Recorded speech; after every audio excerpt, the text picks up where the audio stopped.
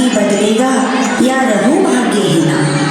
माँ माँ देखो सरिता भाग रही है सागर की ही ओर, जैसे पथिक नहीं देखता कभी पीछे की ओर।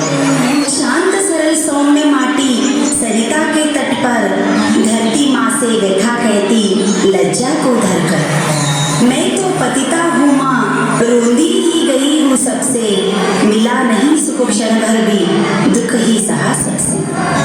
ये वेदना अपमान की मैं किसे सुनाऊँ माँ, ये वेदना अपमान की मैं किसे सुनाऊँ माँ।